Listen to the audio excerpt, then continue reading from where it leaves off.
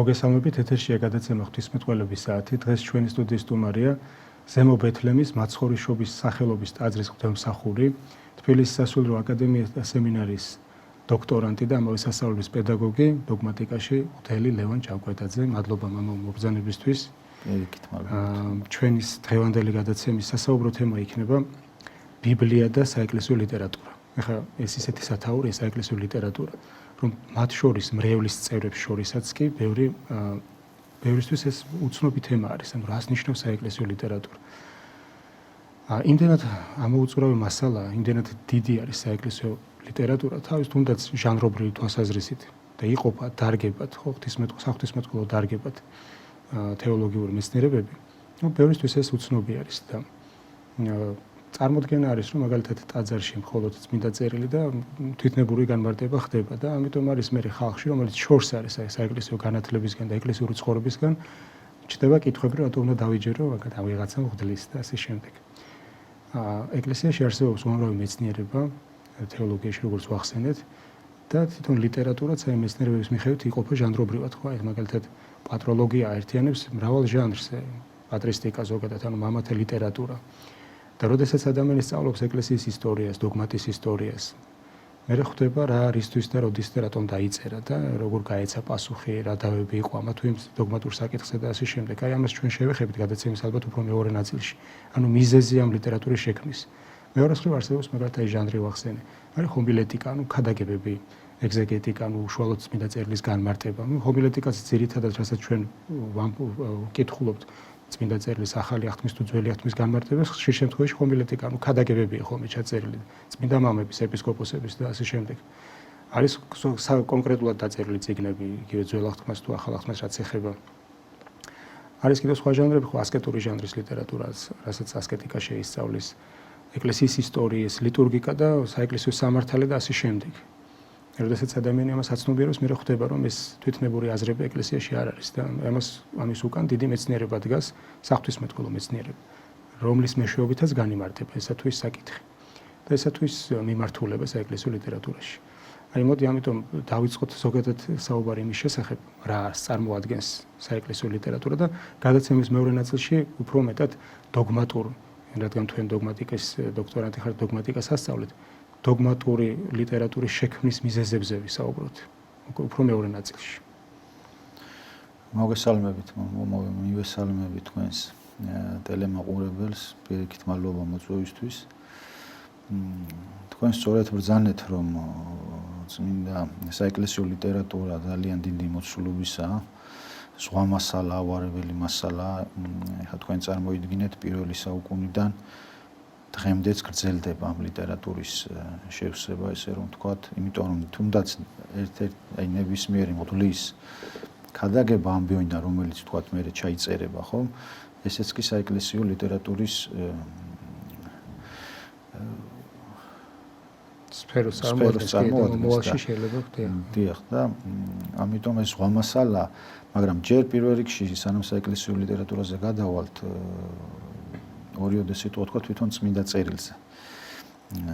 წმინდა წერილში ჩვენ არ შევეხებით იმ კუთხით, თუ თქვათ მაგალითად როდის დაიწერა წმინდა წერილი, ძველი და ახალი აღთქმის წიგნები, თქვათ ავტორები ვინ არიან, რომელ ეპოქაში და დროში მოღვაწეობდნენ და რა ენაზე წერდნენ. ჩვენ ძირითადი ვთქვათ დოგმატი რა გვაქვს ჩვენ წმინდა წერილის შესახებ. დოგმატი ესეთია, რომ წმინდა წერილში, როგორც წმინდა წერილში, ბიბლიაში, ანუ როგორც ძველი ისე ახალი აღთქმის წიგნებში, რაც ადამიანის სულის ცხონებისთვის არის აუცილებელი, აბსოლუტურად ყველა საკითხია გადმოცემული. აი მაგალითად წმინდა იოანე დამასკელი თავის სახელგანთქმულ ნაშრომში მართლმადიდებლური სარწმუნოების ეთნიკურობითი გადმოცემა ერთ პატარა მცირე თავი აქვს, მაგრამ ძალიან საყურადღებო, რომ რას ბრძანებს წმინდა იოანე დამასკელი, რას გვასწავლის, რომ ღმერთი არასოდეს არავის უხილავს, იმიტომ რომ ღვთის შემეცნება ქმნილებისთვის, როგორც ადამიანისთვის, ისე ანგელოზისთვის შეუძლებელია. თვითონ ანგელოზთა დასებში წველაზე დაწინაურებული ქერუბიმების და სერაბიმებისთვისაც და რომ არ დავეტოვეთ ღმერთს ესეთ უცოდნელობაში, მან თავისი თავი თვითონ გამოგვიცხადა ჩვენ. და წმინდა წერილი სწორედ ეს არის წერილობითი უწყება ღვთის შესახებ. ღვთისმცოდნა სწორედ წმინდა წერილიდან მოგვეცა და სწორედ აი რჯულის და ძველი აღთქმის წინასწარმეტყველთა და ახალი აღთქმის მოციქულთა მიერ ჩვენ გადმოგვეცა ცოდნა ღმერთის შესახებ და რადგან ღმერთი არის ყოვლის მცოდნე, ანუ მან ყველა თითოეული ჩვენთაგანის მომავალი იცის ეს აწყო, წარსული აწყო და მომავალი ეს ჩვენთვისაა, თორე ღმერთისთვის ვიცით რომ დრო არ არსებობს.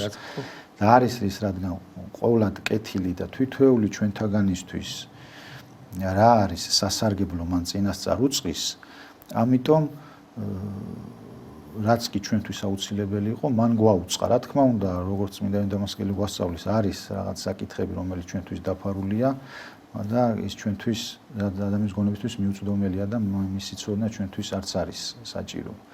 რადგან ღმერთმა ესეინება და აუცილებელია რომ აი ეს რაც ჩვენ გვეუწყა რჯულის წინასწარმეტყველთა და მოციქულთა მიერ ამის საზღვრებს იქით, ამით დაუკმაყოფილდეთ, ამის ეს ვირწმუნოთ და ამის შემეცნება დავიწყოთ და ამის საზღვრებს იქით უკვე ძიება აღარ დავიწყოთ. სხვანაირადაც ვიტყოდი, მაგრამ შეიძლება სხვაგვარადაც ვთქვათ, რომ ის რაც გამოცხადებითად გვეუწყა წმინდა წერილში, ის რო გაიაზროს ადამიანმა, იმის 1%-საც ვერ იაზრებს ხო ვორწმუნე ადამიანი და მთელი ცხოვრება შეისწავლეს წმინდა წერილს და რაც უფრო მეტად უახლოვდება ღმერთს და მეტად ღრმად სწავლობს, მეტი უცხადდება მას, თუნდაც იქ იმდენად სიღრმისეული არის. ანუ ისიც საკმარისია ჩვენი ცხონებისთვის და რაც საკმარისია იმასაც ვერ ვიმეცნებთ. აი დოგმატი სწორედ ეს არის, რომ ყველაფერი უწყებულია წმინდა წერილში. თვითონ წმინდა წერილი, აი ბიბლია, როგორც თქვენ ბრძანეთ, ნიშნავს წიგნთა კრებულს, რომელშიც შედის ძველი და ახალი აღთქმის წიგნები, სხვანაირად მას წიგნთა წიგნიც ეწოდება. ბუნებითი წიგნიც ეწოდება, მარადიული წიგნიც ეწოდება. თვისგან განცხადებულ ამ ჭეშმარიტებაში გადმოცემულია ყველა საკითხი, რომელიც ჩვენი სულის ცხონებისთვის აუცილებელია და ისმის კითხვა, რომ თუ ეს მართლაც ბუნებითი წიგნია, ღვთისმსულიერი წიგნია, სულიწმინდის მადლით არის დაწერილი, მაშინ რაღაცომ გახდა საჭიროება, რომ ამხელა უზარმაზარი მოცულობის საეკლესიო ლიტერატურა შექმნილიყო. ყოფილიყო მხოლოდ ეს წიგნი და ამით გვეხმძღვანელა. აქ საქმე რაში ამ კითხვაზე პასუხი რო გავცეთ, ჩვენ უნდა გვესმოდეს თვითონ როგორი ენით არის ბიბლია დაწერილი. აქ ბიბლიური მეტყველების ჩვენ ორი სახე გვაქვს.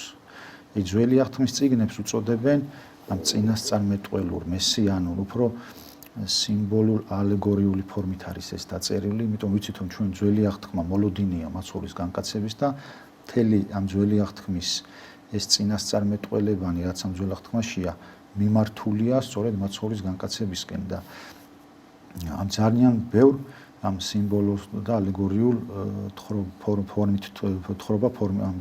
ფორმით ხდება და თვითონ წინა ახალი აღთქმის წიგნების ეწოდება ესეც ბიბლიური თხრობის მეორე სახეა, მოციქულებრივ მახარებლური ეწოდება და ეს ორივე, რა თქმა უნდა, ერთი მთლიანობა ეს წინასწარმეტყველური სიმბოლო ალეგორიული და მოციქულებრივი მახარებლური, რა თქმა უნდა, ერთი მთლიანობა და ორივე საერთიანებს რა ნიშანი, რომ ეს არ არის განმარტებითი ფორმით გადმოცემული. ბიბლია ეს არის უბრალოდ ინფორმაციას გვაწვდის, რომ აი ეს მოვლენა ნამდვილად მოხდა და ამის განმარტება უკვე აღარ ხდება. და ამიტომ არის საჭირო სწორედ საეკლესიო ლიტერატურა, რომ დროთა განმავლობაში იზრდებოდა რა ეკლესიის დაარსებიდან, ეკლესიის მრევლი, მორწმუნე მრევლი, ყველა ამ ღრმა საიდუმლოებებს, ღრმა შინაარს ბიბლიისა, რა თქმა უნდა, ყველა მორწმუნე ეკლესიის მრევლისთვის ძნელი იყო მასში წვდომა და ამიტომ აუცილებლად ეს ბიბლიური ენა საჭიროებს განმარტებას, კომენტირებას. და ეს საეკლესიო ლიტერატურა, რომელიც ჩვენ აღვნიშნეთ, სხვა არაფერია თუ არა, აი ნებისმიერი ჟანრი, რომელიც თქვენ ჩამოთვალეთ, მამო, სხვა არაფერია თუ არა, აი მხოლოდ ერთი დანიშნულება აქვს ამას, ეს არის განმარტება წმინდა წერილისა, ბიბლიისა. ანუ ბიბლია თავისთავადი წიგნია, რა თქმა უნდა, მაგრამ წმინდა საეკლესიო ლიტერატურას ღირსება თავისთავად არ აქვს, ამას ღირსება აქვს ბიბლიასთან მიმართებაში, თუ მასთან ერთად განვიხილავთ. ნებისმიერი ჟანრი საეკლესიო ლიტერატურისა მიზნად ისახავს მხოლოდ და მხოლოდ ერთნაირს. ყველას საფუძველი რა თქმა უნდა არის ბიბლია და ყველას მიზანია რომ რაც შეიძლება ადამიანისთვის გასაგებიენით გადმოსცეს ესა თუ ის ბიბლიური სწავლება, რომ ჩვენთვის ადვილად აღსაქმელი იყოს. რა თქმა უნდა, აქ სხვა მიზეზიც არის, აი მაგალითად მე ნოქროპირი ამბობს, რომ ღმერთმა ყველაფერი იმიტომ ზუსტად განმარტებით არ გვაუწყარო, ადამიანის გონებაც ყოფილიყო ამაში ჩართული და თვითონაც ადამიანს ყოფილიყო მძებნელი ამ ჭეშმარიტების და ამის ღვაწლიც არის ეს.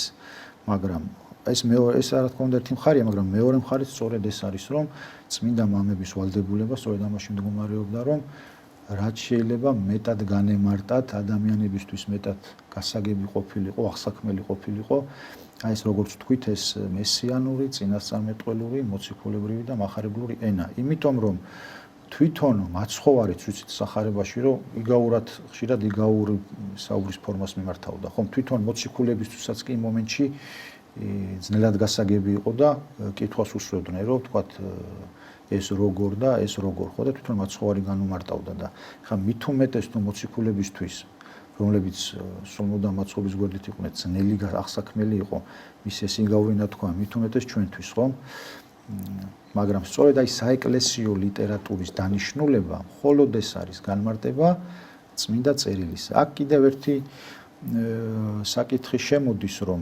აი წმინდა წერილთან ჩვენ ბიბლიასთან როგორი დამოკიდებულება უნდა გქონდეს აი რა წინაპირობა უნდა გქონდეს რომ სწორად გავიგოთ წმინდა ისა ბიბლია იმიტომ რომ ზოგჯერ არის რომ მაგალითად ადამიანი ბიბლიას კითხულობს როგორც რაღაც მხატვრულ ლიტერატურას ან ისტორიული კუთხით თავისუფლად ისტორიული მნიშვნელობაც აქვს ან როგორც აი მაგალითად აინტერესებს ებრაელი ხალხის ისტორია და მეფეების სახელები და ბრძოლები და ასე შემდგომ ზოგი მაგალითად კითხულობს რომ რაღაც ზნეობრივი სწავლება გამოკრიბოს იქიდან მაგალითად ზოგი კითხულობს რაღაც ფილოსოფიურ სიბრძნეს ეძებს იმიტომ იქ ბევრია ვთქვათ აი იგივე სიბრძნე იგავი სოლომონის იგავებია სიბრძნე ზირაქისა იგივე ფსალმუნებია სადაც ეს ამ ქვეყნიური სიბრძნეებია მარგალიტები ძალიან ბევრი გადმოცემული მაგრამ თავარია რომ ჩვენ ბიბლიას უნდა უყურებდეთ არ რაღაც ისტორიულს და ზნეობრივს და რაღაც მხატვრულ ლიტერატურას კი არა ან რაღაც ფილოსოფიური ჟანრის წიგნს კი ვკითხულობთ როგორც უნდა უდგებთ როგორც ცხონების წიგნს ეს არის უპირველესად თქმა უნდა ცხონების წიგნი და როგორც დასაწყისში ვთქვით იქ ეს სწორედ ამას უნდა ეძიდეს ადამიანი მისი სულის ცხონებისთვის სასარგებლო იქ რა წერია ეს არის უმთავრესი რომ ჩვენ ჯერ პირველ რიგში სწორი მიდგომა უნდა გქონდეს ბიბლიის მიმართ და შემდგომ სწორედ ეს უნდა გვესმოდეს რომ ეს ბიბლიური ენა როგორც თქვით ეს წინასწარმეტყველური და მახარებლური რომ აუცილებლად საჭიროებს განმარტებას რომ მისი პირდაპირი გაგებით ჩვენ ვიცით ეკლესიის ისტორიიდან რომ თვით უდიდესი მოღვაწეებიც კი მისმა ბიბლიის პირდაპირმა გაგებამ ერესებში თუნდაც იგივე ორიგენე რომელსაც თავისთავად დაისაჭურისა და ასე შემდგომ ახლა მაგალითები რომ ჩამოთვალოთ ჯორჯ წაგვიყვანს ხო ისე სხვადასხვა თქვენ მიზეზები ახსენეთ ამ საეკლესიო ლიტერატურის შექმნის და ჩვენ ახლა კიდე დავასახელებთ ბუნებრივადაც ხდებოდა ეს აი მაგალითად ყველა ეპოქას აქვს თავისი მოთხოვნები ანუ ესე ვთქვათ ყველა ეპოქის ადამიანს ყველა კულტურის ესე ვთქვათ სხვადასხვა ერებს თავისებურ გაგებას სჭირდება თავისებურ განმარტებას სჭირდება ჭეშმარიტება ერთია რა თქმა უნდა რაც ბიბლიაში დოგმატების სახით არის მოცემული მაგალითად ქრისტეს რომ იგივე თანაარსია მამისა ეს ერთი ჭეშმარიტებაა მაგრამ მეორე საუკუნის ადამიანს შეიძლება სხვანაირად მესამე საუკუნეში და მეოთხეში დაიწყო ძირითადად ამას დაება სხვანაირად განემარტოს დღეს იგივეს განმარტა ოღონდ ეს დოგმატის ჩამოყალიბების ისტორიას რომ გადავხედოთ ჩვენ ეს ეკლესიის ისტორიას აი რა რატომ და როგორ დაიწერა მაშინ უფრო ნათელი ხდება რატო იქმნება საეკლესიო ლიტერატურა ზოგადად და ჩვენ გვრჩება მე უკვე მომავალთაობას გამზადებული პასუხი იმაზე რა კითხვაც შეიძლება ისევ ჩვენ დაგვებადოს ფაქტობრივად თანამედროვე სექტები ხო ახალს არაფერს არ ამბობენ იმეორებენ იმავე დოგმატ არასწორ აზრს ისევ წმინდა წერილიდან რასაც ეკლესიამ პირველი 8 საუკუნის განმავლობაში ფაქტობრივად გასცა პასუხი ამოუწურავი ლიტერატურით და ეხლა დოგმატურ ლიტერატურაზე გადავალთ ჩვენ აი დოგმატურ ლიტერატურის მიზეზებზეც რო ვახსენებთ უფრო ნათელი გახდება მაყურებლისთვის როგორ ჩამოყალიბდა ზოგადად დოგმატი თავისთავად არსებობს წმინდა წერილში მოცემული მაგრამ დოგმატური ტერმინოლოგია როგორ ყალიბდება რატომ ყალიბდება ვის წინააღმდეგ იწერება კონკრეტული ესა თუ ის დოგმატური სწავლება და მე ეს მაგალითად სოფლიო კრება როგორ აკანონებს ამას რო იაზრებ მე ფაქტობრივად ყველა კითხვაზე ამ უმწურავი პასუხია, რაც დოგმატიკას ეხება, თუ კი რამ შეიძლება დღეს დაებადოს ადამიანს არასწორი აზრი. ამიტომ არის ეთქვი რომ ახსენეთ რომ თვითნებური აზრები ყველას დაებადოს შეიძლება, ამისგან დაცული არავინ არ არის და ამიტომ არის აუცილებელი წმინდა წერილის კითხვის დროს განმარტებების ანუ რაც ეკლესიას აქვს დღეს მოცემული. ამის მოშველიება. ყველაფერს რა თქმა უნდა ვერ მოიშველიებს ადამიანი, მაგრამ ძირითადი რაც არის შესაძლებელი. თქვენ სწორედ ბრძანეთ, ანუ რამდენი ადამიანის არსებობს, რამდენი პიროვნებაც არსებობს. იმდენი ბიბლიის კითხვის დროს იმდენი გააზრება შეიძლება. აი თუნდაც ის სიმბოლების, ალეგორიების იმდენაირი გააზრება შეიძლება. და ჩვენ აი ეს უნდა ვთქვათ აუცილებლად, რომ სად უნდა ვეძებოთ ჭეშმარიტება, რომელია ჭეშმარიტი განმარტება წმინდა წერილისა. იმიტომ ეხლა მით უმეტეს ჩვენ ისეთ ეპოქაში ვცხოვრობთ, რომ ეს ინტერნეტი და ციფრული ტექნოლოგიები ძალიან არის განვითარებული და სოციალურ ქსელშიც უკვე რა ვიცი შესაძლებელია ბევრი რამის მოძიებაც და ხშირად ხდება რომ ესა თუ ის პიროვნება გამოდის და თვითნებურად განმარტავს ბიბლიის ამა თუ იმ ადგილს. რაც საერთოდ საეკლესიო ცნობიერებისგან ძალიან დაშორებულია. ესე შედარებისთვის ვახსენებ, რომ ეგ დაახლოებით ისეთი მდგომარეობა, როცა პირად აზრებს აფრქვევ, ასე ვთქვათ. ეგ დაახლოებით ისეთი მდგომარეობა, რომ მაგალითად ძალიან რთულ სამეცნიერო ნებისმიერი დარგი როა, საბუნებისმეტყველო, მაგალითად ფიზიკა. და როცა შენ ფიზიკის სკოლაც არ გაქვს დამთავრებული, არათუ უმაღლესი სასწავლებელი და არათუ ახლა ამ საქმის სპეციალისტი ხარ და რაღაცა საკითხზე შენ აზრებს ამბობ, რომ ეს ესეა და არ ეთანხმებოდი მაგალითად რომელიმე მეცნიერის დასკვნას.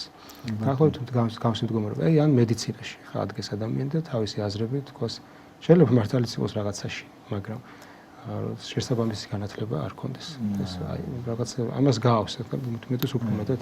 რა თქმა უნდა, ამ შემთხვევაში ჩვენ აი სწორი განმარტება რო ვეძიოთ, სად უნდა ვეძიოთ და ვის უნდა ვენდოთ, ამ შემთხვევაში უნდა მოვიხსენოთ წმინდა პავლე მოციქულის სწავლება, რომელიც ამბობს, რომ ეკლესია არის სხეული ქრისტესი.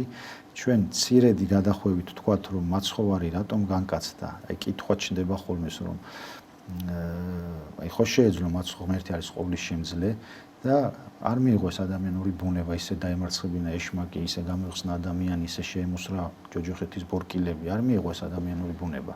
და არ განკაცებულიყო. რა თქმა უნდა შეეძლო, მაგრამ ღმერთი როგორც ყოვლის შემძლე, ასევე ყოვლად სამართლიანია. შეცოდა რა ადამიანის ბუნების მქონე პიროვნებამ, გამოხსნაც ადამიანის ბუნების მქონე პიროვნების მიერ უნდა მოხდარიყო. დაცემაში მონაწილეობდა რა ადამიანის ბუნება, აღდგომაშიც მონაწილეობს ადამიანის ბუნება. აქ უბრალოდ პიროვნებაა შეცვლილი. იქ თუ ადამიანია პიროვნება, აქ თვითონ ზღმერთი არის პიროვნება. და ეს სამართლიანად აღასრულა. აქ კიდე ბევრი ის არის, რომ თქვა, რო არ დარღვეულიყო სამართლიანობა, რომ თქვა, გამოიჩინა უდიდესი სიყვარული, უდიდესი სიბრძნე, უდიდესი სიკეთე, ხომ? ადამიანების მიმართ არ დაგვტოვა, თქვა, იმ მდგომარეობაში, რომელშიც ვიყავით, ხომ? მაგრამ აქ არის კიდევ ერთი მნიშვნელოვანი კომპონენტი, რომ ყველაფერი ამას თავი რომ დავანებოთ, მაცხოვარმა თავისი განკაცებით გვიჩვენა მოღვაწეობის გზა. რომ როგორ უნდა ვიმოღვაწოთ, ანუ რას ნიშნავს ეს, რომ რაც ჩვენ გვასწავლა და გვიქადაგა და მავის მოციქულებს ასწავლა, ხო? ყველაფრის ამსრულებელი თვითონვეა. ანუ განკაცების მიზეზი, რომ თქვათ, აღასრულა სამართლიანობა პირველი, რომ შეცოდა რა ადამიანის ბუნების მქონე პიროვნებამ, ადამიანის ბუნების მქონე პიროვნების მიერ უნდა მოხდარიყო აღსრულება. ამ გამოხსნაში აუცილებლად ადამიანის ბუნებას მონაწილეობა უნდა მიეღო და თქვათ იგივე სხვა უდიდესი სიკეთეც გამოავლინა, უდიდესი სიბრძნე, უდიდესი სიყვარული და არ დატოვა თქვათ ადამიანი იმ მდგომარეობაში, რომელშიც ჩვენ ცოდვით დაცემის შემდგომ აღმოჩნდით. მაგრამ ყველა ერთ-ერთი კიდე მთავარი, რომ ამით მაცხოვარმა გვიჩვენა თავისი განკაცებით მოღვაწეობითი გზა. ეს რას ნიშნავს, რომ ის რაც გვასწავლა, გვიქადაგა, ყველაფერი პირველი მან აღასრულა. თუნდაც რომ თქვათ, რომ იმაზე დიდი სიყვარული არავის აქვს, რომელიც თავისი მეგობრისთვის თავს გასწირავს, თვითონ გასწირა ჩვენ ყოველთვიური ნებისმიერი ადამიანისთვის თავი. ხო? და თუ ჩვენც გვინდა რომ ჭეშმარიტ ქრისტიანად ვიწოდებოდეს, სწორედ იგივე გზა უნდა გავიაროთ, რაც მაცხოვარმა გაიარა. ის არის გზამკვლევი, ესე რომ ვთქვათ, შუქურა. რომ ჩვენი გზის მაჩვენებელი, მანათობელი და როდესაც მაცხოვარი აღდგა და შემდგომ მე-40 დღეს ამაღლდა, ის ეხა ჩვენთან ხორცილად აღარ იმყოფება. მაგრამ აი სწორედ ეკლესია, მის მიერ დააფუძნებული ეკლესია სულთმოფენობის ამაღლებიდან მეათე დღეს რომ გადმოვიდა მოციქულებზე სულიწმინდის მალ და ისიც ითვლება ახალი აღთქმის ეკლესიის დაარსების დღედ, სწორედ ახალი აღთქმის ეკლესია არის სწორედ მაცხოვრის იმ გზის, იმ მოღვაწეობის გამგრძელებელი ამ ცხოვრებაში. მან დაიწყო თავისი ამ ქვეყნიური მოღვაწეობით, გვასწავლა, ამაღლდა და ამ გზის გამგრძელებელი უკვე დარჩა ეკლესია და სწორედ ჩვენი ორიენტირი, როდესაც წმინდა ამ ბიბლიის, წმინდა წერილის განმარტებას, სწორედ და ჭეშმარიტ განმარტებას ვეძებთ, სწორედ არის დაცული ეკლესიის მართლმადიდებელი ეკლესიის წიაღში, იმიტომ რომ ეკლესია, როგორც ვთქვით, ეს არის იგივე იმ ღვაწლის გამგრძელებელი და ეს არის ჭეშმარიტების საცავი, ჭეშმარიტების სისავსე, საგანძური. აქ არის, იმიტომ რომ ეს საუკუნეების, როგორც რკინა ბრძმეთში გამოიბრძმედება, ხოცეცხლში გამოიბრძმედება, სწორედ ეს სწავლებები, რა თქმა უნდა, წმინდა მამების სწავლებებია შეწყნაებული, მაგრამ ბევრი სწავლება იყო, რომელიც ცრუ სწავლებებიც იყო შეერეული და ამისგან, როგორც ჯერკვალი განიგდება, ხო? ესევია, გამოვლილი, ესე რომ ვთქვათ, გაფილტრული ეს საეკლესიო მოძღვრება, რომ იქ არანაირი რაც ეკლესიის წიაღშია დაცული, ეს წმინდა მამათა განმარტებები, იქ არანაირი ვთქვათ, ბიცი, ლაქა, ნაკლი მათ სწავლებებს არ აქვთ. აბსოლუტურ თანხმდრაშია ეს სწავლებები, მათი განმარტებები იმ მოძღვრებასთან, რომელიც გადმოცემულია, ის გამოწყებულია გამოცხადებით წმინდა წერილთან. აი, ამ თემაზე მინდა გადავიდეთ. ეხლა რაც უფრო ნათელს გახდეს, ახლა ჩვენ უფრო მეტად ვისაუბრებთ დოგმატურ მიმართულებაზე საეკლესიო ლიტერატურის. დოგმატების ჩამოყალიბების ისტორიაზე და მიზეზებზე. ანუ რა გახდა მიზეზი, მაგალითად, რომ რომელიმე ესა თუ ის ეპისკოპოსი წმინდა მამა წერს ამა თუ იმ დოგმატის შესახებ სწავლებას. ანუ ესე უბრალოდ ადგადა დაწერა არ არის, ხო, ამას ხონდა ის თავის ისტორიული მიზეზები და კონკრეტული ადრესატები, რაც ნუ გაჩნდებოდა არასწორი ერესი. ჯერ პირველ საუკუნეებში წარმართებისგან იყო შემოდება და სხვადასხვა რელიგიური ფილოსოფოსებისგან და ასე შემდეგ და ის აპოლოგეტური ხანა მეორე საუკუნე მაგალითად, მაგრამ უკვე მესამე საუკუნე რაც მეოთხე საუკუნე რაც ხდება ეკლესიის გაძლიერება, ასე ვთქვათ, მატერიალური გამრავლება, მრევლის მომატება, შიგნით ეკლესიაში ჩდება უკვე არასწორი აზრები, თვითონ ეპისკოპოსების, ცალკეული ეპისკოპოსების მხრიდან, ძირითადად რა მრევლში შეიძლება ყოფილიყო არასწორი აზრი, მაგრამ ის არ ქადაგებდა და ეს არ ეპისკოპოსგან რომელიმე მაგალითად და ერთ-ერთი არის არიოზელური ერესი, ხო დაუშვათ. რომელიც 10-ული წლების შეიძლება გაგრძელებულიყო ამის შესახებ დავა ეკლესიაში. და შეიძლება ძალიან ბევრი დიდი მრევლის წევრი, გარკვეულ ეპისკოპოსებს და სხვა ეკლესიებს, ცდარ აზრზე გადაეყვანათ. ამის შესახებ ხდებოდა რა თქმა უნდა პოლემიკები, მიმოწერა და შემდეგ სოფლიო კრებები ამას აგვირგვინებდა და სოფლიო კრებების მერე კიდე ხდებოდა ხოლმე, ესე ვთქვათ, ამ ისტორიის გააზრების ფონზე უკვე ადამიანისთვის ნათელი ხდება, რატომ იწერება და როგორ ყალიბდება დოგმატური ტერმინოლოგია, როგორ განიმარტება ესა თუ ის დოგმატი, რომელიც თავისთავად მოცემულია წმინდა წერილში. მახარებლურია, მაგალითად, მოციქული ისედაც წერს, მოციქულს ეს ესმოდა, რა თქმა უნდა, მაგრამ იმ ეპოქაში, იმ ეპოქისთვის, მაგალითად მეოთხე საუკუნის ადამიანისთვის ძნელი გასაგები გახდა უკვე და მცდარში რომ შევიდა არასწორ გადაუხვია ჭეშმარიტებას, იმისთვის გასაგებ ენაზე განიმარტა.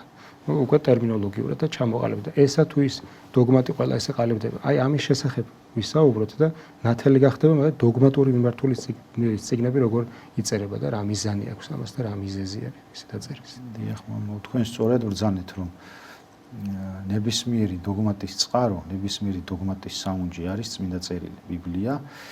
არც ერთი საეკლესიო სწავლებით, არც ერთი დოგმატი არ არსებობს წმინდა წერილის გარეშე.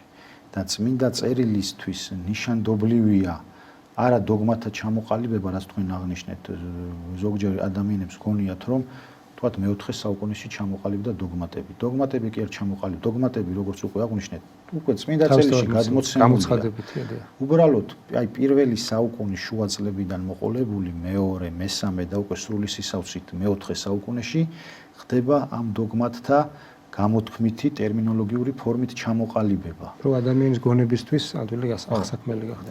პირველი რა თქმა უნდა მიზეზი, როგორც თქვენ აღნიშნეთ, ეკლესიის წიაღში აღმოცენებული ეს ერესების სრულსწავლებები იყო, მაგრამ ამ მიზეზის გარდა, ამ მიზეზის დამოუკიდებლად არსებობს სხვა მიზეზიც.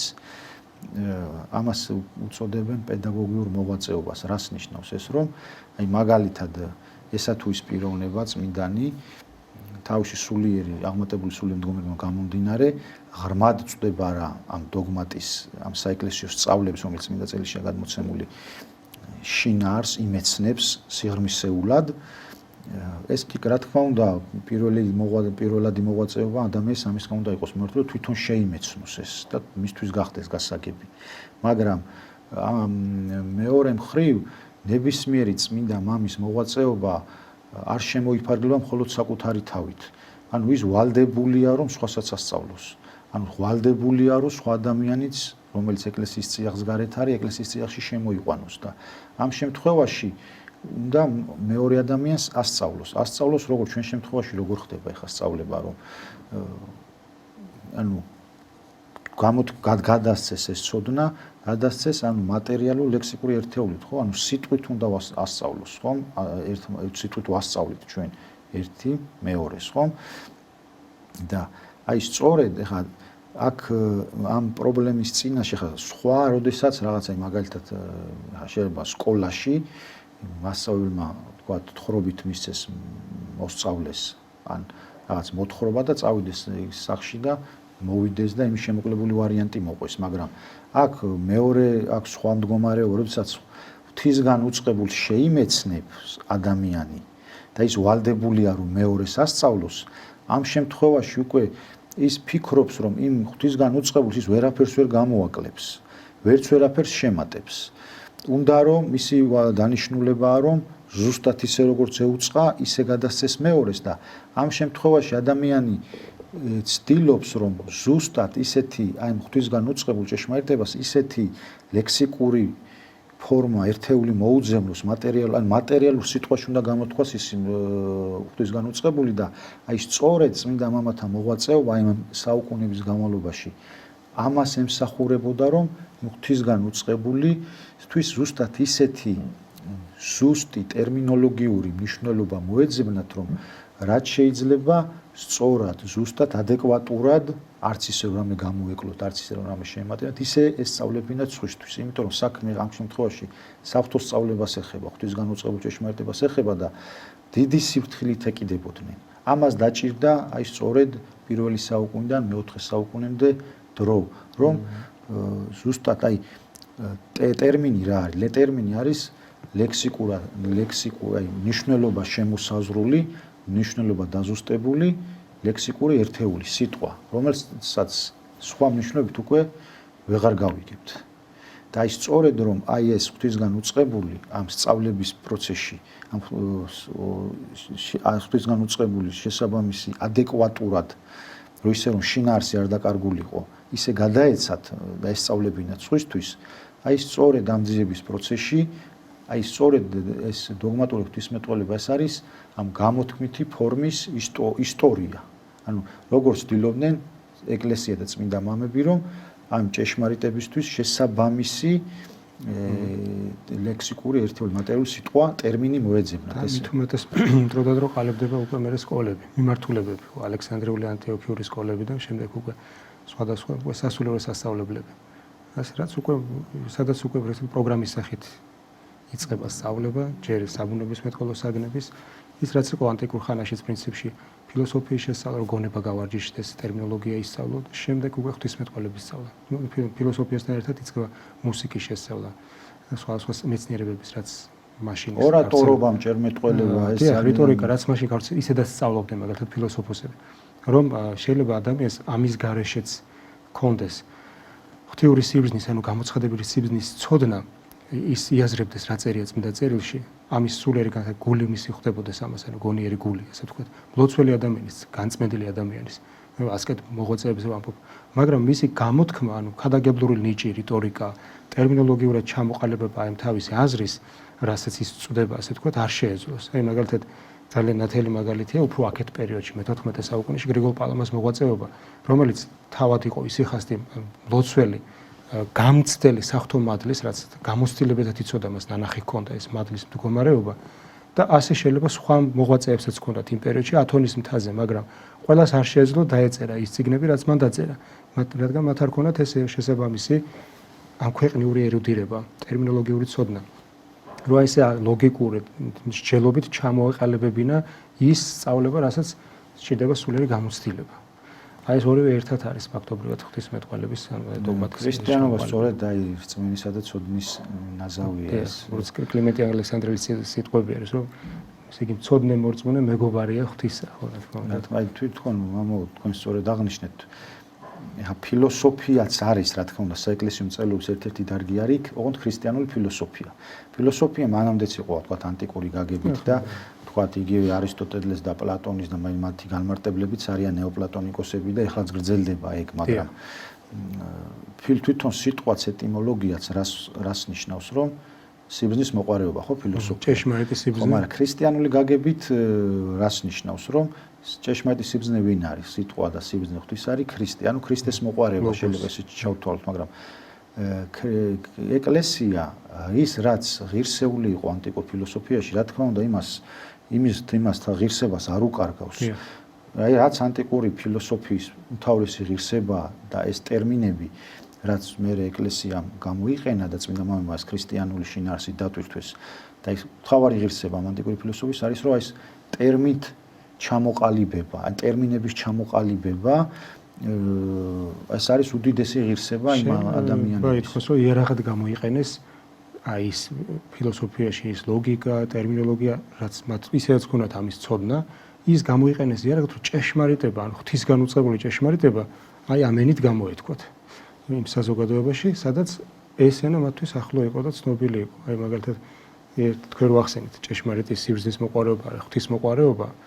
იუსტინე ფილოსოფოსის სიტყვებით ხომ მსგავსი არის, რომ ჯერ ფილოსოფოსი იყო და მანტიას არ იხდიდა, რომ გახდა მერე სასულიერო პირი და მოინათლა და თქვა რომ მე ჭეშმარიტი ფილოსოფოსი ახლა გავხდია. ქრისტიანი რო გავხდია. ნამდვილად ეგრე, იმიტომ რომ ეხა ფილოსოფოსების მთავარი მიმართულება და მიზანი რა იყო, რომ თქვა შეემეცნებინათ ეს სამყარო ადამიანის შემოქმედი შინაგანი სამყარო ადამიანის და ამ ცხოვრებაში რაღაც მოვლენები, მიზეზები გამოიკვლია და რატომ და რისთვის და ქრისტიანობა კიდე გვასწავლის სწავლება არის ჭეშმარიტი ღმერთის შესახებ თუ რატომ შექმნა ღმერთმა ეს სამყარო, როგორ შექმნა, თქვა თვითონ რატომ განკაცდა მეორედ ანუ ის თუ ამ ქვეყნიური სიბრძნე ანტიკური ფილოსოფოსებისაც და ფილოსოფიასაც გვასწავლის ის სიბრძნე რომელიცაც ჩვენ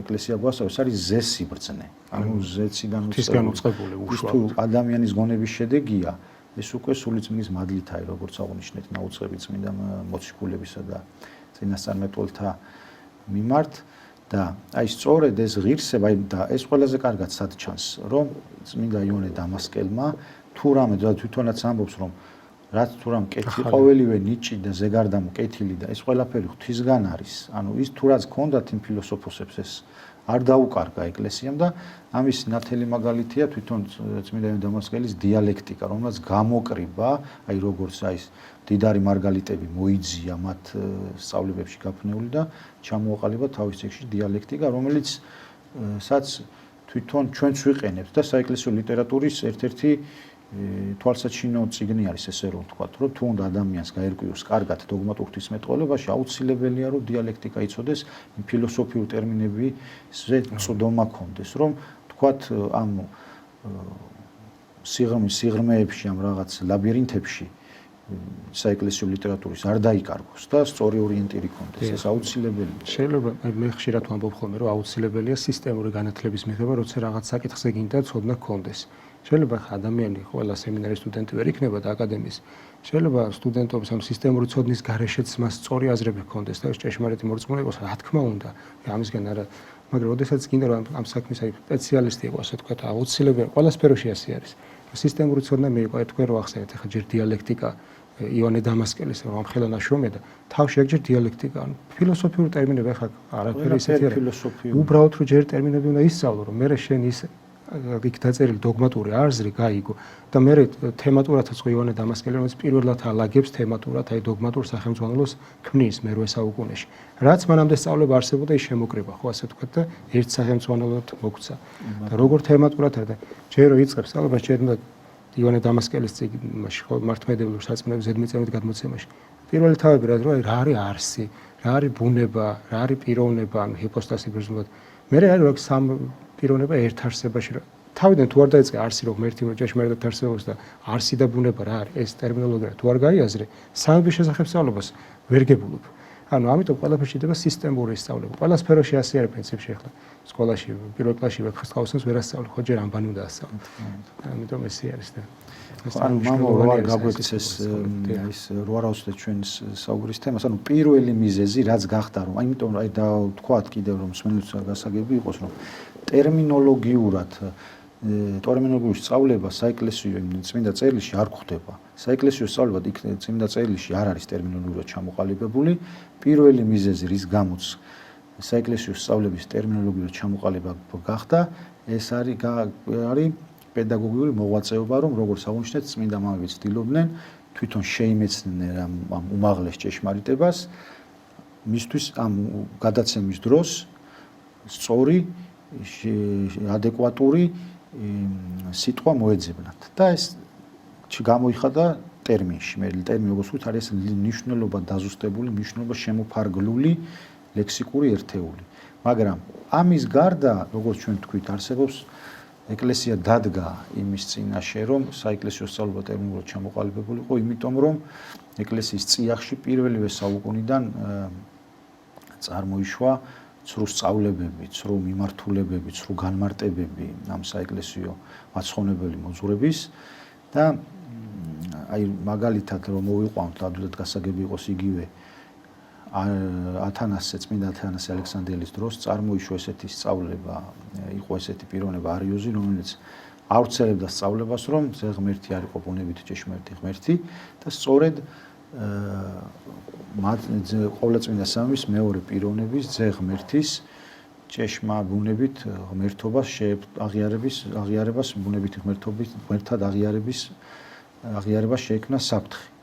და ზოგადად ეკლესიის ისტორიიდან ცნობილია რომ რომელ ეპოქაშიც წარმოიქმნებოდა ესა თუ ის სრულ სწავლება, რომელიც წმინდა პიროვნებაც წმინდა მოღვაწეც მოღვაწეობდა იმ პერიოდში, ის ივალდებულებდა ხოლმე რომ ამ სრულ სწავლებისთვის შესაბამისი პასუხი გაეცა. არიოზის დროს მოღვაწეობდა რა წმინდა ათანასე ალექსანდრიელი და შეექმნა რა თქვათ ეს ძაღმერთის ჭეშმარიტ ბუნებით ღმერთობას ღმერთად აღიარებას საფრთხე ივალდებულა წმინდა ათანასე ალექსანდრიელმა. ქრისტიანებმა რა თქმა უნდა იცოდნენ რომ იესო ქრისტე ჭეშმარიტად ბუნებითი ღმერთია.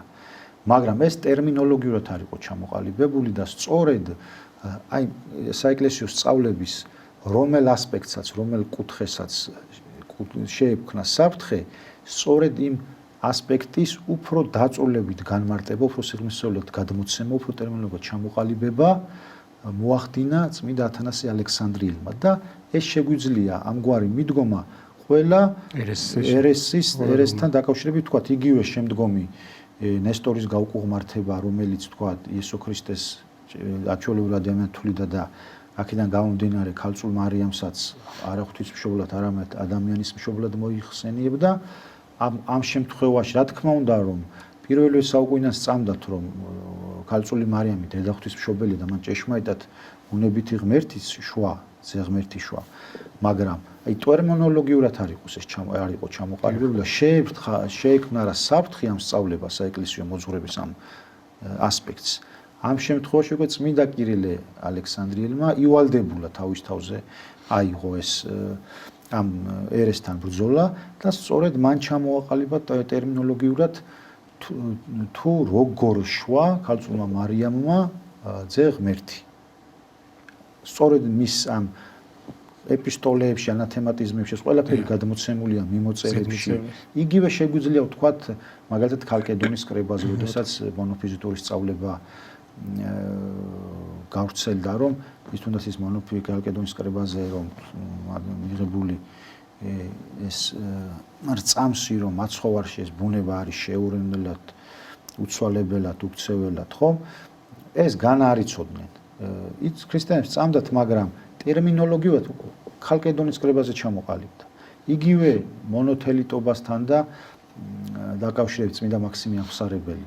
წმინდა მაქსიმე აღსარებელი რაც განმარტა დაწვრილებით და მის კამათებშიცაა და მიმოწერებშიც, ხო?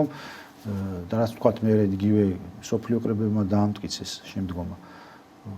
რა თქმა უნდა ეს ქრისტიანებმა სწამდათ, მაგრამ ტერმინოლოგიურად არ იყო ესე ჩამოყალიბებული. ანუ რისი თქმა გვინდა, როდესაც ეკლესიის მოძღვრებას რომელიმე ასპექტს, რომელიმე დოგმატს, საკითხს ექმნებოდა საფრთხე, სწორედ იმ დროს ამა თუ იმ წმინდა მამის იმ კონკრეტულ პერიოდში მოღვაწე, რა პერიოდში ეს ერესი ჩდებოდა, იმ პერიოდში მოღვაწე წმინდა მამის მიერ ხდებოდა ამომწურავი პასუხის გაცემა. ანუ ეს საეკლესიო მოძღვრება მანამდე ესე დაწვრილებით არ იყო განმარტებული, ტერმინოლოგიურად არ იყო ჩამოყალიბებული და ამა თუ იმ წმინდა მამის სახელს კონკრეტულად რომელიც მოღვაწეობდა ამა თუ იმ ერესის გავრცელების პერიოდის შესაბამისად იმ პერიოდში ხდება იგივე როგორც თქვით წმინდა ათანასე ალექსანდრიელი, წმინდა კირილი ალექსანდრიელი, იგივე მაქსიმე ამსარებელი თუ ნებისმიერ იონე დამასკელი, ანუ ტერმინოლოგიურად ჩამოყალიბება უფრო სიღრმისეულად განმარტება ამა თუ იმ ასპექტისა, რომ იმ გვარად განმარტება, რომ ამ საკითხს უკვე ამომწურავი პასუხის გაცემა, რომ საფრთხე თქვა სხვა კუთხით აღარ შეიქმნას. და ის სწორედ ეს მიზეზი პირველი მიზეზი რო თქვით რომ პედაგოგური მოღვაწეობა რომ ადამიანს თვითონ იმეცნებს რა და სხვასაც უნდა სწორედ ისე გადაცეს როგორც თვითონ იმეცნებს და ეძებს შესაბამის ფორმას და როგორც თქვით დოგმატური ღვთისმეტყველება ეს არის არა დოგმატების ჩამოყალიბების პროცესი, არამედ დოგმათა გამოთქმითი ფორმის ისტორია.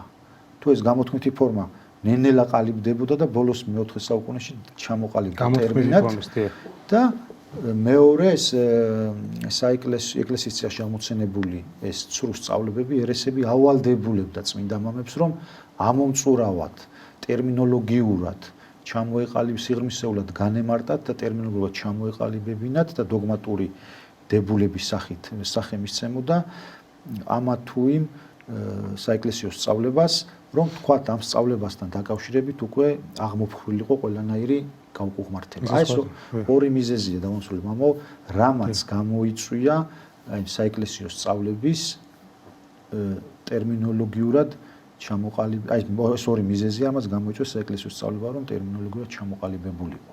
ეს ორივე როგორც თქვით აუცილებელია, მაგრამ დრო დაჭირდა ამას, იმიტომ რომ აი მაგალითად როგორც აი დოგმატური შინაარსის თხზულებები, დოგმატური შინაარსი თვითონ პირველი საუკუნიდან არის თუნდაც იმ აპოლოგეტთა, აი თქვენი იუსტინე მარტვილი ცარსახსენეთ ათენა გორათე, დოგმატური მნიშვნელობის იქაც არის. მთლიანად მათი ეს თქვენ ნაშრომები არ არის დოგმატური ჟანრის, მაგრამ რაღაც მარცვლები იქაც არის. თქვათ მე იგივე ორიგენესთან, იგივე კლიმენტი ალექსანდრიელთან, მაგრამ უკვე აი მე-4 საუკუნეში იწყება სისტემა პირველი ეს არის თქვათ გრიგოლ ნოსელის შრომა, ვრცელი შრომა და შემდგომ თქვათ იგივე ანასტასი სინელი, იგივე თქვათ ჩვენს მიერ ნახსენები წმინდა იონე დამასკელი, რომელიც ასე თქვათ შეჯამება მაქსიმე ამსარებელი და ჩვენს ქართულ რეალობაშიც უნდა ვთქვათ წმინდა არსენი ყალთველის მიერ დაწერილი ეს უნიკალური თხზულება, რომლის ნაშრომი, რომლის ანალოგი არ არსებობს სოფლიოში, დოგმატიკონი, სადაც 75 თხზულებაა შესული და ყველა არის აბსოლუტურად დოგმატური ჟანრის. ურთულესი ენა. და მამო ერთსაც ვიტყვი რომ ჩვენ თქვით საეკლესიო ლიტერატურას შევეხედავ, თქვით რომ ბევრი ჟანრია მანდ. რომ არის თქვათ ჰაგიოგრაფიული, ხა მამაც განმარტებებს ჩვენ ვეღარ მოვასწრებთ, მაგრამ არის ჰაგიოგრაფიული, ჰიმნოგრაფიული, ლიტურგიკული, ასკეტური, ფილოსოფიური და ასე შემდგომ. მაგრამ ყველაზე მთავარი ამ ჟანრებიდან არის დოგმატური ღვთისმეტყველება და რატომ? იმიტომ რომ დოგმატური ღვთისმეტყველება არის ესე რომ თქვათ, აი როგორც უკვე აღნიშნეთ, აი ფხიზელი გუშაკი დარაჯივით რომ ამა თუ იმ წმინდა მამის ნაშრომში რაღაცა უზუსტობა, რაღაცა ისეთი ის არ გაიპაროს, რაც საეკლესიო სწავლებასთან თანხვედრაში არ არის. ანუ შემფასებელია ესე რომ ვთქვათ, იმიტომ რომ შეიძლება ეხა აი თუნდაც იგივე არიოზი გარეგნულად და ზნეობრივად ძალიან ისეთი პიროვნება იყო, ზნეობრივად ძალიან წმინდად მოღვაწეობდა, ასკეტი პიროვნება იყო, მაგარი მარხველი, მლოცველი, ჭერმეტყველი, ორატორი, კარგი მქადაგებელი და საკმაოდ დიდი მრევლი წყავდა. ეს არ იყო პრესვიტერი იყო ალექსანდრიაში, მაშინ პრესვიტერობა, ეხლა ადვილი მისაღწევი არ იყო, მაგრამ რომ არა იყოს ეხლა დოგმატური, მაგრამ თავარი ზნეობრივად ყველა იგივე ნესტორიც. მეორე ევნოქროპირს უწოდებდნენ. მაგრამ თავარი აი დოგმატურ ნაწილში მათი მოღვაწეობა სწორედ არის ცდომილებაში და ცდომილი. და აი დოგმატური ღვთისმეტყველება ესე რომ ვთქვათ, არის შემფასებელი, იმიტომ რომ შეიძლება ყველაფერი არაც შეგერაცხება, მარხვაც, ლოცვაც და ნებისმიერი ცნებების დაცვაც, თუ ამ დოგმატურ ნაწილში ცდომილია და შემფასებელი, ესე ვთქვათ, თავი არა, ყველაფერი იმ ფილოსოფიურსაც, იმ ასკეტურსაც, იმ ასკეტიკაშიც ბევრია, რომ ძალიან დიდი მოღვაწეები იყვნენ, მაგრამ დოგმატურ ნაწილში ცდებოდნენ. იგივე ლიტურგიკაშიც, იგივე სამართალშიც, იგივე შემფასებელი, ესე რომ ვთქვათ, დარაჯივი დგას, რომ რაღაცა არ გაიპაროს. ბასილი დიდი სიტყვები ესეთი, რომ ვინც სწორად ადიდებს წმინდა სამებას, ვინც დოგმატის შინაარსს ის ადიდებს წმინდა სამებას, ვისაც ამ შინაარსი ესმის, იმიტომ რომ ამას ჭირდება სულიწმინდის მადლიც. მარტო ეროდირებით არ შველის ფაქტია, იმიტომ რომ ჩვენ რო გადავხედეთ თქვენ ისეთი ადამიანები დაასახელეთ, ერესი არქებია, ვინც ვისგანაც წამოვიდა რაღაცა არასწორი აზრი, ერესი გამოყოფა ეკლესიისგან. ყველანი ცოდნეები იყვნენ და განათლებდნენ ზნეობრიობებს ხშირ შემთხვევაში, მაგრამ აი არის და ყველა სასულიერო პირი. დიახ, იმიტომ რომ ძირითადად სასულიერო პირი ქადაგებდა. მრევლში შეიძლება, ერში შეიძლება იგივე აზრი იყოს და დღესაც შეიძლება იყოს იგივე. მე მაგალითად ჩემი პირადი მაგალითად ვიტყვი, რომ სარამ სემინარიაში არ ვისწავლე და მე აკადემიაში რას ნიშნავდა მაგალითად ნესტორიანული სწავლება, მსგავსი აზრები შეიძლება სკოლის ასაკში და ტაძარში დავდიოდი, მაგრამ ქონდა მსგავსი არასწორი შეხედულება მაცხოვრის შობასთან დაკავშირებით. ეს სწავლება ჩემთვის ბუნდოვანი იყო. მაგრამ ჩემგან ეს ბუნებრივია ვერ გავრცელდება და ერთი მინდა თქვა კიდე რომ ხალხში გავრცელებული ესეთი შთაბეჭდილება რომ დოგმა არის უტოლდება რაღაც მოძველებულს, გაყინულს, რომ თითქოს არ ვითარდება და მოკერჭებულს და ეკლესია ისე დარჩა ძველ დროში და რეალურად ეს არის პირიქით, რომ თვითონ დოგმა ეს დოგმა აშინებს, სიტყვა ესე კომუნისტების დროს გავრცელდა, ასე ვთქვათ, ესეთი შეხედულება მიშეთ, რომ დოგმა ღვთის სიტყვა, მარადიული ჭეშმარიტება, ის დროის მიერ შეუზღუდავია, ის ყოველთვის მარადიული, ყოველთვის თანამედროვე იქნება. უბრალოდ დოგმატის განვითარებაზე ჩვენ ვსაუბრობთ ამ დოგმის, ღვთის სიტყვას, რომელსაც თავისთავად ვერაფერი შეემატა, მაშინ ღმერთი არ ყოფილა სრულყოფილი. თუ ღვთის სიტყვას, რაღაც დოგმატურ ჭეშმარიტებას რამე ემატება აკლდა, მაშინ ღმერთი არ არის სრულყოფილი. მაგრამ ადამიანისთვის გასაგებ ენაზე განიმარტება შესაბამის დროს შესაბამის საუკუნის შესაბამის ენაზე და ამას ქვია დოგმატის განვითარება. და ეს ხშირად ერევათ ხოლმე ხალხს და ამიტომ მიაჩნიათ რომ ეკლესია თითქოს ძველ სასწავლის ნამდვილად იმ ჭეშმარიტ ცოდნას რაც ღმერთისგან მოეცა კაცობრიობას და ეს არის ჭეშმარიტი. და სექტებიც რაც დღეს არსებობს არაფერს ახალს დოგმატური თვალსაზრისით ვერაფერს ვერ იტყვიან ახალს რასაც პასუხი არ არის გადაცემის დრო სამწუხაროდ ამოიწურა. ძალიან საგულისხმო თემა იყო ეს და დიდი მადლობა დასკვნის სახით თუ კიდე თვითონ რაღაც ერთ-ორ სიტყვას კიდე ვიტყვი რომ კი ბატონო რა ჩვენი დღევანდელი საუბარი რა შეეხებოდა რომ ძირითადი რა არის რომ როგორი მიმართება უნდა გქონდეს ჩვენ წმინდა წერილთან რომ უნდა ვიცოდეთ რომ წმინდა წერილი არ არის ეს თქვა განმარტებითი ფორმით მოცემული ბიბლიური ენა ეს არის წინასწარმეტყველო მოციქულები מחარებლობრივი რომელსაც აუცილებლად სჭირდება განმარტება და სწორედ აი საეკლესიო წერილობა არის ამ ბიბლიური ენის განმარტება, კომენტირება. ამ საეკლესიო წერილობაში ბევრი ჟანრი შედის და ამათგან ყველაზე მთავარია, მაგრამ ყველაზე მთავარი არის დოგმატური ღვთისმეტყველება და კიდევ რაზეც გავამახვილეთ ორ მიზეზზე ყურადღება, რომ პირველი პედაგოგიური მოღვაწეობა და მეორე რომ ეკლესიის წიაღში აღმოცენებული ერესები გახდა ეს ორი მიზეზი, რამაც გამოიწვია საეკლესიო სწავლების ტერმინოლოგიურად ჩამოყალიბება ისტორიულ დროში. ჩვენი დრო ამოიწურა. მადლობა მოგზაურობისთვის და საინტერესო საუბრისთვის. მაყურებელს შევახსენებთ ჩვენი სტუმარი ბრძანდებოდა მღვდელი ლევან ჭანქვედაძე. დროებით გემშვიდობებით მომავალ შეხვედრამდე.